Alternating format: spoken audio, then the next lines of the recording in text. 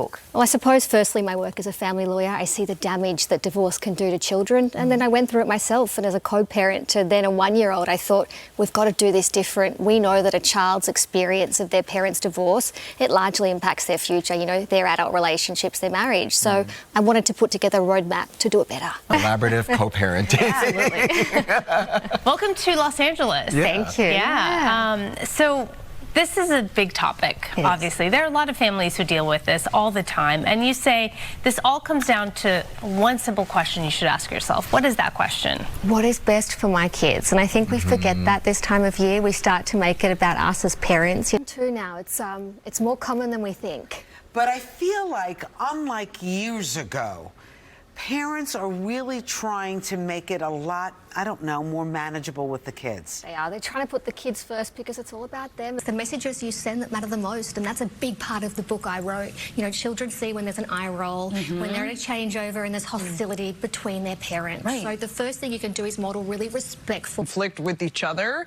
How do you navigate that and, as you said, focus on the kid? communication. So jump on the phone, and if you can't jump on the phone, email or text. Through them? I called them the 4 pillars of communication, and I did that because I had so many people come up to me and say, I can't communicate with my ex. And I said, no, you can't communicate without conflict. Right. Yeah, I think we've got to get rid of the idea of the broken family. You know, so many separated couples say, oh, my child's now part of this broken family. Broken home. Broken home. I don't think that exists. For me, it's one family, 2 homes, and you get the ability to create your own new rules, right? Lawyer and author of The Collaborative Co-Parent, Gabriella Pomare says it doesn't have to be a bad experience. She joins us with some tips. I think the reality is communication post-separation really needs to be conflict-free, and you need to take the emotion out of it. We are joined live by award-winning attorney Gabriella Pomare, who is also the author of The Collaborative Co-Parent. It can be so difficult because once you separate, emotions are high, you're often high conflict, and